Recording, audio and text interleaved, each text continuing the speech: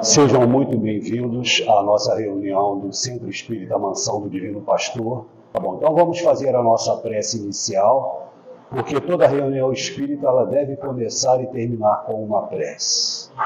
Vamos todos nós, de olhos fechados, para que as nossas atenções não sejam desviadas, elevar os nossos pensamentos a Jesus, que é a representação de Deus no planeta Terra, aos espíritos elevados que agem em nosso benefício sob a responsabilidade e direção do Mestre Jesus, e dizer: amado Mestre Jesus, queridos amigos espirituais, agradecemos, Senhor, por tudo que temos, por tudo que somos. Que o seu amor, Mestre amado, nos cubra de bênçãos a todos, agora e sempre. Fortalece, Senhor Jesus, todos os companheiros que sofrem, e em especial aqueles que fazem sofrer por desconhecer as tuas lições de amor. Que sejam de paz os nossos pensamentos, palavras e ações, e que Deus nos abençoe. Todos nós somos influenciados pelos espíritos.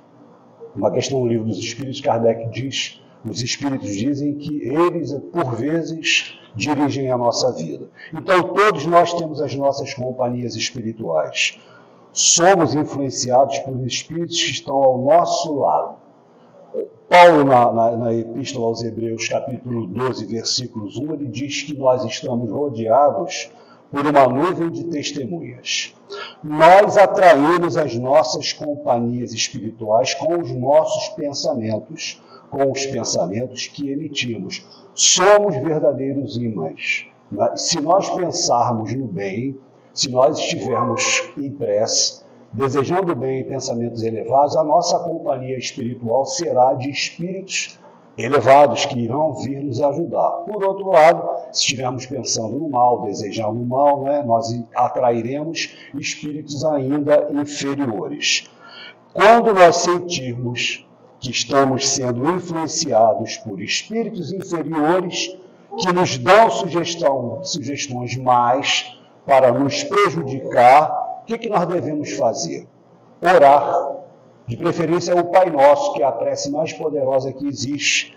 Ler alguma mensagem elevada, buscar uma atividade, para assim neutralizar as más influências. Como Jesus ensina lá em Mateus, capítulo 26, versículo 41. Vigiai e orai para não entrar em tentação.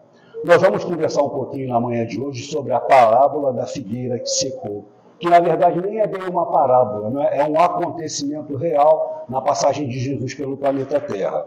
E Jesus narrou cerca de 39 parábolas no seu evangelho. E uma parábola é uma história com fundo moral elevado, ela traz um conteúdo em si. E para nós entendermos bem a mensagem do Cristo de Deus, nós temos que entender que ele falava ao espírito imortal que somos, que nunca vai ter fim. Exemplo, bem-aventurados que choram porque serão consolados. A gente vê criaturas aí que vão passar pela dificuldade, principalmente física, essa encarnação toda. Então ele fala ao espírito imortal. Os ensinamentos de Jesus são eternos e universais. Então são histórias com fundo moral, e a finalidade das parábolas, a principal finalidade, era revelar aos homens, de uma forma velada, a existência do mundo espiritual. A parábola da figueira que secou, ela está registrada em Mateus, capítulo 21, versículos 18 a 22, e em Marcos, no capítulo 11, versículos 12 a 14 e 20 a 26. Todos os acontecimentos vividos e praticados por Jesus, seus ensinos, suas manifestações espíritas, tudo foi programado com uma antecedência muito grande no mundo espiritual antes da chegada de Jesus ao planeta Terra. A sua caminhada aqui terrena, no nosso planeta, foi tudo desenvolvido, planejado nos mínimos detalhes no mundo espiritual. E todos os espíritos que o secundavam eram espíritos em alto grau de evolução, e embora inconscientemente eles conheciam o que deveriam fazer, eles conheciam as suas missões, sabiam o que fazer e como agir para ajudar Jesus a implantar o reino de Deus na Terra. Que Jesus diz que o reino de Deus não está lá nem acolá, dentro de nós. O reino de Deus nós conquistaremos quando nós atingirmos a plenitude da nossa evolução moral e espiritual. Quando nós nos tornarmos espíritos purificados, nós entraremos de posse do reino de Deus. Então, eu vou buscar aqui, lá no Evangelho, segundo o Espiritismo, isso está no capítulo 19, item 8, que diz assim: quando saíam de Betânia, ele teve fome. Ele, Jesus, né? E vendo ao longe uma figueira, para ela se encaminhou, a ver se acharia alguma coisa. Tendo-se, porém, aproximado, só achou folhas, visto não ser tempo de figos. Ora, será que Jesus não sabia, naquela época, né? A árvore não teria figos? Então disse Jesus à figueira: que ninguém coma de ti fruto algum. O que seus discípulos ouviram. E aí no dia seguinte, Jesus retornando, eles passam lá pela figueira e viu que a figueira secou, né?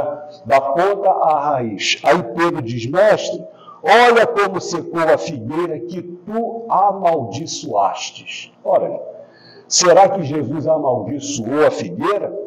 Jesus iria amaldiçoar, pregar maldição, desejar o mal? É claro que não, né? Tem um sentido, tem um porquê.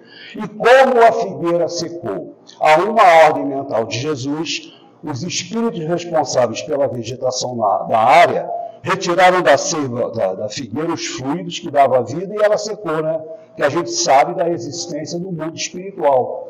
Existem espíritos que cuidam dos fenômenos naturais, né? Os chamados elementais. Então, Jesus quis dar uma lição aos seus discípulos e, por extensão, a todos nós. O mestre sabia, claro, que não era a época de figos, que não ia encontrar na figueira nenhum fruto. E, na verdade, o figo nem é fruto. É uma flor que se fecha em si mesma, se torna útil, saciando a nossa fome, e é delicioso, né? Então, por que Jesus fez secar a figueira? Imagine no dia de hoje a confusão que ele ia arrumar com os ecologistas, com o Greenpeace, né? Eles deviam ficar furiosos de se alguém secasse ou derrubasse uma árvore sem motivo nenhum aparente. Porque Jesus não fez a figueira secar em vão. É isso que a gente vai ver. Jesus sabia que ficaria pouco tempo entre nós. Aproveitava, então, todas as oportunidades para transmitir seus ensinamentos valiosos a todos que o seguiam. Jesus não tinha tempo, tá? Ele passou pouco tempo entre nós. Jesus não era cristão, ele era judeu. Na Torá judaica diz lá que para se falar em público, tem que ser homem, ter mais de 30 anos. Por isso que Jesus só pregou 3 anos. Ele esperou completar 30 anos, porque ele tinha que seguir os preceitos judaicos para começar a pregar, né? Então, ele sabia que ele teria pouco tempo. E ele sabia também que mais tarde, quando nós estivéssemos um pouco mais preparados, o que iria acontecer? O advento do Consolador prometido, que a doutrina espírita queria explicar e desenvolver de uma forma clara e inequívoca as suas lições, né? Então, os detalhes, né, os porquês, as minúcias, ficam por conta da doutrina espírita e Jesus não tinha tempo, né? O sacrifício da figueira, e existiam muitos naquela região, teve uma razão de ser. Jesus quis ensinar aos discípulos, e por extensão a todos nós, que, primeiro, a árvore que não dá bons frutos deve ser condenada, é condenada. Que em tempo algum deve o homem ser estéril e não praticar o bem. Porque nós devemos praticar o bem, porque nós recebemos mais do que damos. Temos pessoas que nos ajudam.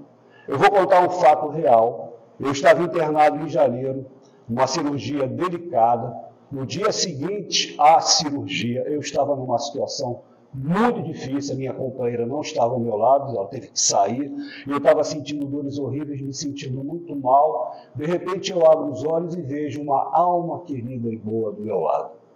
Aí eu falo com ela: você pode me aplicar um passe? Eu nunca recebi um passe tão poderoso, tão amoroso e tão energético como aquele. Eu consegui adormecer, eu me senti bem. Até hoje eu sou grato a essa criatura. Eu sei que ela é uma pessoa vacinada contra o egoísmo. Eu estou falando da nossa querida Simone Coelho, que num momento de grande dificuldade, apareceu para me auxiliar e eu serei eternamente grato. Que Deus te abençoe, meu querido. Não é? Jamais o homem deve deixar de dar frutos, trabalhando sempre pelo seu adiantamento e pelo progresso dos seus semelhantes, ajudando sempre pela construção de um mundo melhor, dando exemplo de amor e de trabalho. Que os espíritos que não derem bons frutos, que não realizarem com amor boas obras, nessa época de transição planetária, serão os mansos que herdarão a Terra, como Jesus falou. Já que a Terra está passando por um processo de regeneração, que teve uma data correta, certa para começar, mas não tem uma data para terminar, vai ser no 3º milênio. A transição da Terra começou com a chegada do Mestre Jesus entre nós, que veio nos ensinar a amar. Ali começa a era de transição de um mundo de expiações e provas para um mundo de regeneração. Então, são os chamados juízos gerais. Na Bíblia tem o juízo final, né? Que lá o joio vai ser separado do trigo, e uns vão para o inferno, outros vão para o céu, mas a doutrina espírita fala de juízos gerais. A Terra já passou por um estágio de juízo geral. É quando um planeta muda a sua categoria evolutiva em função da melhora coletiva da humanidade que nele habita, porque o que promove o progresso do mundo é a melhora coletiva da sua humanidade, né? Então a Terra era um mundo primitivo, tá? Como expiações e provas, vai passar para um mundo de regeneração, depois vai se transformar num mundo ditoso feliz e, por último, celestial. E vai abrigando as suas humanidades em função do nível evolutivo que essa humanidade se encontra. Nós já habitamos mundos primitivos como era a Terra na Idade da Pedra. Estamos num mundo de expiações e provas a caminho do mundo de regeneração. Então, gente, Jesus com a figueira dava aos homens uma lição prática. Fosse outro tipo de árvore qualquer, a lição seria a mesma. E o que é mais importante? A figueira que secou ou o ensinamento moral dado pelo Cristo, que teve que sacrificar a árvore para passar esse ensinamento. Não é? E a gente sabe que a essência da árvore continua e depois ela até ressurge. Para Jesus, a árvore não passou de um meio de que ele se serviu para que nós compreendamos que nós temos que dar bons frutos, gestos bons, caritativos e nobres, em todas as épocas da nossa vida, seja no mundo físico ou no mundo espiritual. Temos que praticar boas ações. O livro Consolador é um livro que me acompanha há muito tempo, que eu particularmente gosto muito. Na questão 185 foi perguntado a Emmanuel: quais as características de uma boa ação? Como deve ser feita uma boa ação? Emmanuel responde: a boa ação é sempre aquela que visa o bem de outrem e de quantos lhe cercam o esforço na vida. A melhor ação pode, às vezes, padecer a incompreensão alheia no instante em que é exteriorizada, mas sempre será vitoriosa a qualquer tempo pelo benefício prestado ao indivíduo ou à coletividade. Então, Emmanuel diz que nem sempre o bem realizado é reconhecido, mas o benefício fica ao indivíduo ou à sociedade. Se a boa ação que praticarmos não for valorizada, se, ao contrário, o beneficiado retribuir o bem recebido com o mal, saibamos dar a outra face, que é a face do perdão, que Jesus recomendou lá em Lucas, capítulo 6, versículo 29, e que pode ser simbolizada pela prece de Francisco de Assis, quando ele diz assim: ó, Senhor, fazei de mim instrumento da vossa paz. Onde houver ódio, que eu dou o outro lado, que eu leve o amor. Onde houver discórdia, ofensa, que eu leve o perdão. Onde houver discórdia, a união. Onde houver dúvidas, do outro lado, a fé. Onde houver erro, verdade, desespero, esperança, tristeza, alegrias, treva, luz. Então, esse é o outro lado da face. Não é a pessoa bater de um lado e você mandar bater do outro. Não. É a face do não revide. Né? A figueira que secou é o símbolo daqueles que apenas aparentam propensão para o bem, mas que nada de bom produzem. Simboliza todos aqueles que, tendo meio de ser úteis, e todos nós o temos, não praticam o bem, não auxiliam Jesus, ninguém. Jesus, quando esteve aqui entre nós, ele não tinha nada dele. A única propriedade que Jesus teve em sua passagem pela terra foi a cruz, que ele foi crucificado.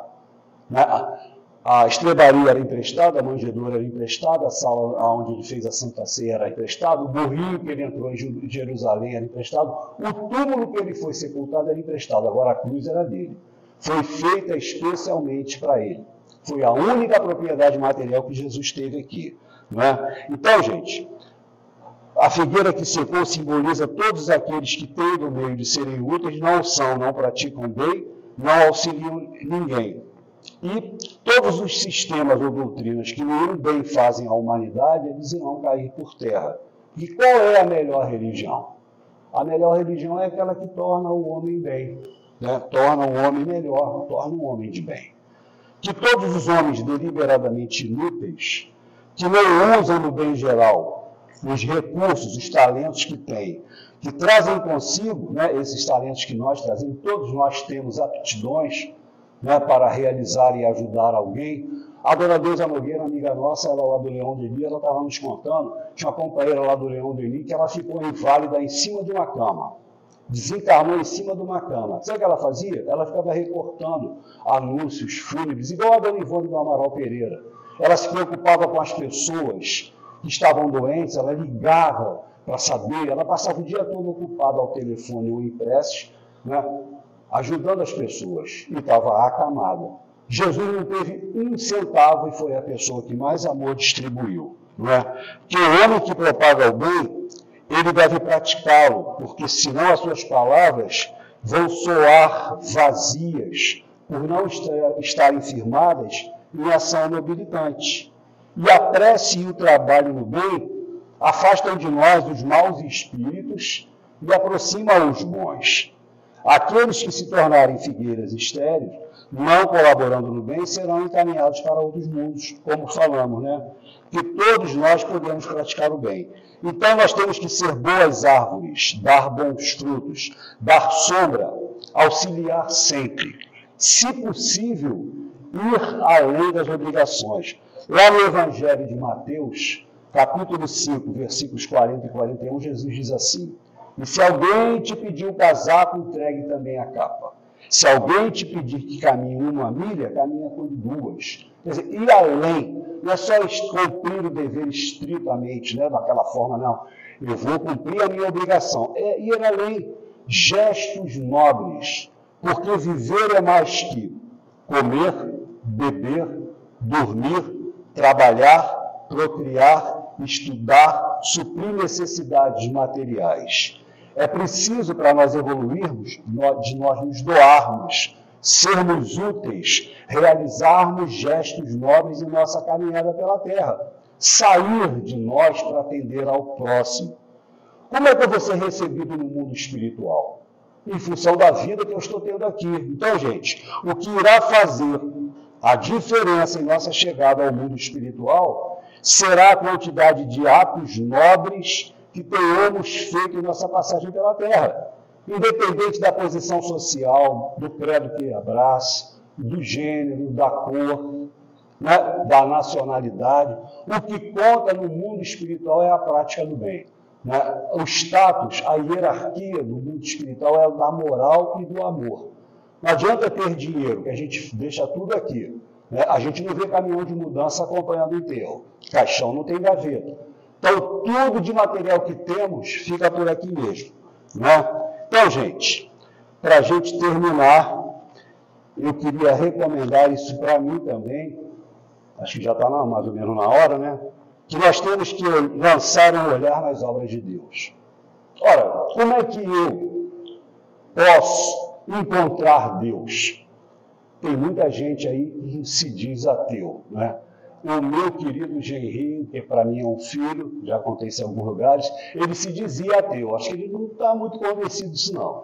Aí uma vez na nossa sala lá, ele virou para mim e perguntou: seu Paulo, como é que o senhor pode me provar que Deus existe? E a misericórdia divina é tão boa que eu tinha dado uma lida, acho que na véspera, na questão lá no Livro dos Espíritos, que Kardec perguntou aos Espíritos. Eu acho que é a questão número 4, se não me engano. Aonde se pode encontrar a prova da existência de Deus? E os Espíritos respondem: num axioma, numa lei, que aplicai às vossas ciências. Não há efeito sem causa. Procurai a causa de tudo que não é obra do homem, e a vossa razão responderá. Isso quer dizer o seguinte: tudo que existe ou foi criado por Deus, ou foi transformado pelo homem. Quando nós dávamos aula de evangelização lá no lar de Maria Dolores e Meimei, eu falava para as crianças: essa cadeira, quem foi que fez? Como exemplo, né? Foi Deus ou foi o homem? Foi o homem, tio. Mas a cadeira é feita de quê? De madeira. E a madeira vem de onde? De uma árvore. E quem foi que criou a árvore? Foi o homem ou foi Deus? Então tudo remonta à divindade. Joana de Ângeles diz que as flores, que são lindas, né, são a assinatura de Deus no livro da natureza. Né? Então, gente, tudo na natureza é alegria, beleza, harmonia. No sol da manhã e nas estrelas da noite. Na simplicidade dos animais e na pureza das crianças. Na imponência dos desertos e na mansidão dos oásis. Na doçura das fontes e na grandeza dos mares. Na imensidão das estrelas e na beleza das flores. Em tudo nós encontramos Deus. Então, nós devemos buscar Jesus como nosso modelo de perfeição a seguir. Muitos vão dizer assim: mas Jesus está muito longe. Está mesmo, realmente. Só que ele não pode parar para me esperar e encurtar a distância que existe entre eu e ele. Porque Jesus, hoje em dia, é um espírito muito mais elevado do que quando esteve aqui entre nós há mais de 2000 anos. Porque ele continua evoluindo. O crescimento do espírito se dá em duas vertentes, né? As duas asas, do amor e a sabedoria. Só que o crescimento em amor e moralidade é finito. O espírito atinge, chega ao reino dos céus, é todo amor e bondade. Não tem como crescer mais. Ele já está pleno em amor, mas em sabedoria. Ele vai continuar crescendo para sempre, porque o único que detém a sabedoria completa é Deus. Pergunta número 1, né, do livro do Espírito. O que é Deus? Os Espíritos respondem: a inteligência suprema, causa primária ou primeira de todas as coisas. Então, só Deus detém a inteligência suprema. Todos nós estamos crescendo. Devemos buscar Jesus nos bons ou nos maus momentos, no sofrimento ou na felicidade, na saúde ou na doença. Importante a presença do Mestre Jesus em nossas vidas, a esclarecer nossas mentes, confortar nossos corações, aliviar as nossas dores. No contato com a sua lição de amor, o espírito evolui, se eleva a Deus nosso Pai e cresce em amor, sentimentos e sabedoria.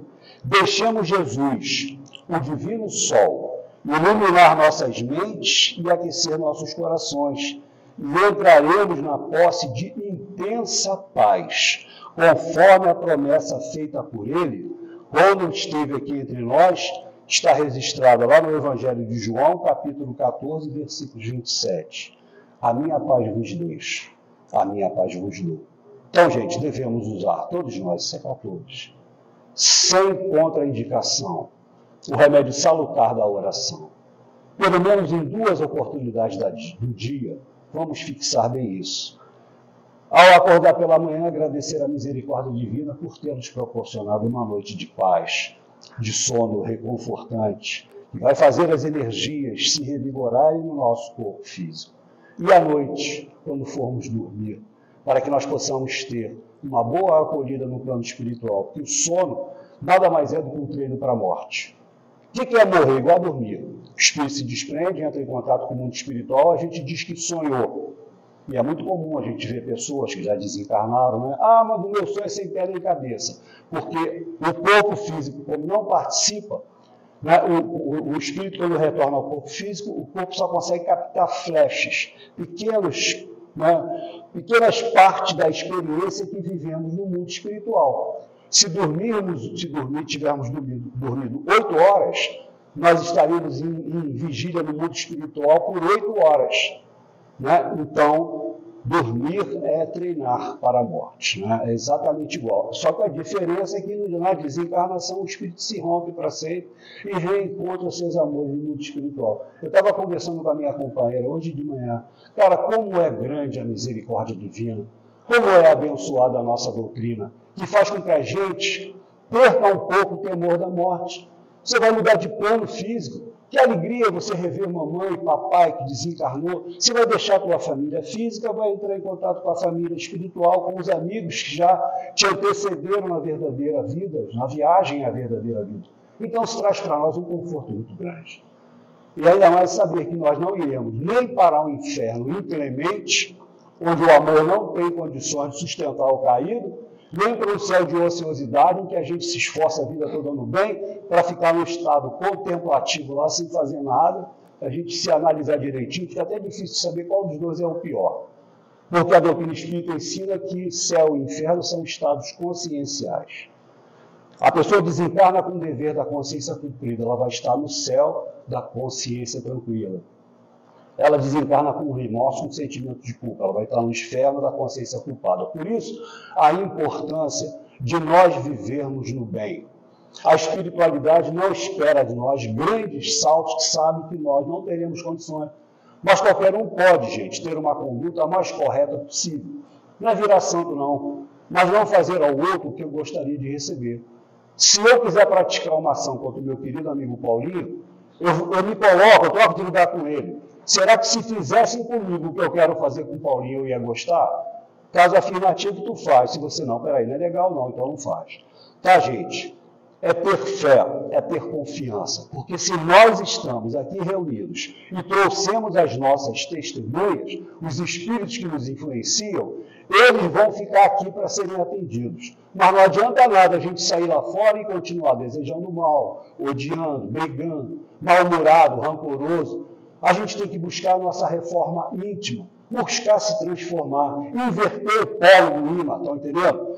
Eu sou o imã que atrai espírito negativo. Vou me esforçar no bem, vou seguir as orientações de Jesus, né? Vou tentar não prejudicar ninguém, ser o mais correto possível. A gente vai inverter esse polo e o que vai se aproximar de nós? Os espíritos elevados. Muito obrigado pela atenção, pelo carinho que tiveram comigo nessa manhã, né?